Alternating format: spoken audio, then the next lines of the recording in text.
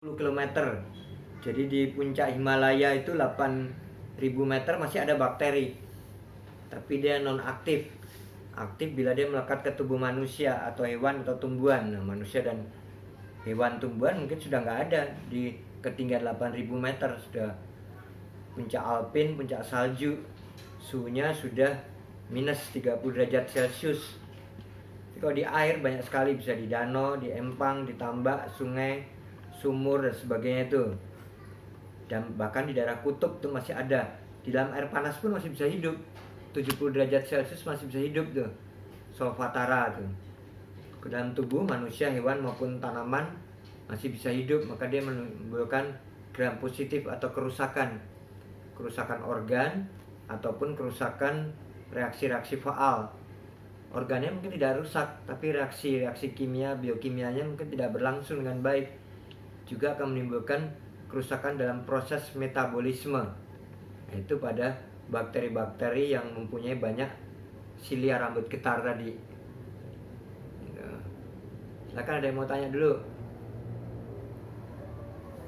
Itu gambar sudah Bapak berikan, karena Bapak nggak akan jelaskan lagi gambar-gambarnya itu. Sudah lengkap di sana gambar-gambarnya. Ada yang mau tanya dulu? Mana nih kelompok biologi nih? Ya Bapak, ya Bapak. Ya kan? Ya.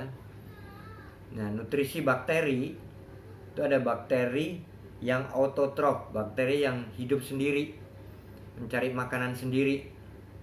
Ada bakteri yang heterotrof. Nah, bakteri autotrof tuh contohnya sudah saya tuliskan di sana kan. Ada bakteri chemoautotrof. Chemo tuh kemis, kemis tuh berarti kimiawi, chemis ya. Contohnya bakteri yang hidup pada belerang, sulfur, bakteri sulfur. Bakteri yang hidup pada zat besi, makanannya besi, bakteri verum. Bakteri yang hidup dengan gas hidrogen, bakteri hidrogen. Sampai pada bakteri fotoautotrof. Dikatakan hewan benar karena dia bisa bergerak, dikatakan tumbuhan benar karena dia melakukan proses fotosintesa, maka disebut bakteri ungu dan bakteri hijau.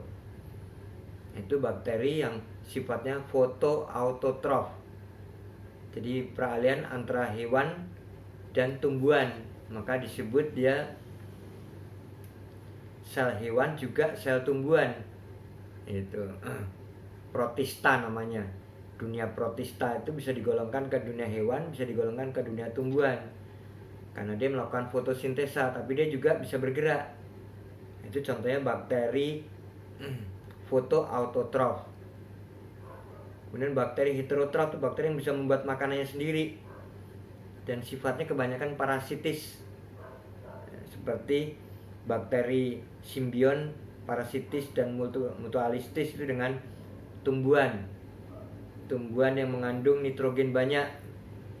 Misalnya kacang-kacangan ya, itu hubungannya dengan bakteri nitrifikasi dan nitrosomonas. Dan ada bakteri yang mengadakan denitrifikasi, penguraian.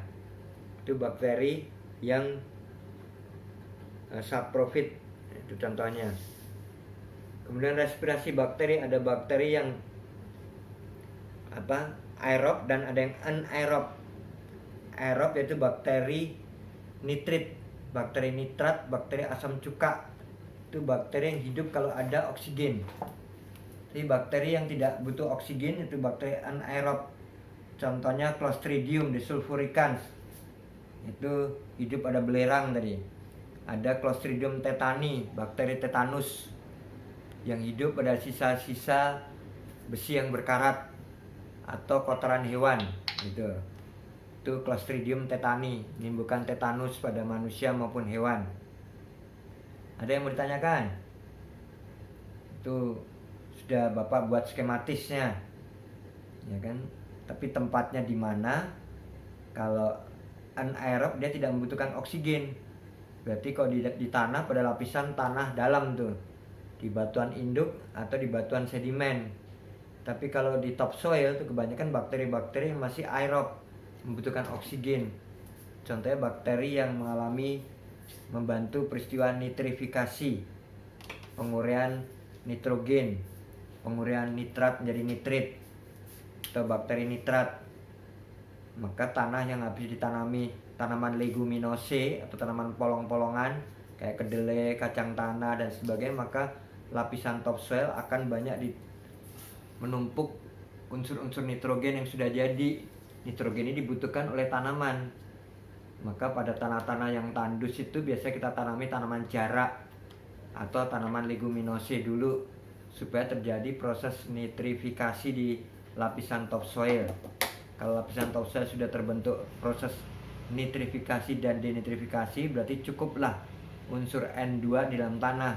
Nah, ini dibutuhkan oleh suatu tanaman. Jelas? Halo? Halo, Pak. Ada lagi yang mau tanya? Mana yang lainnya nih?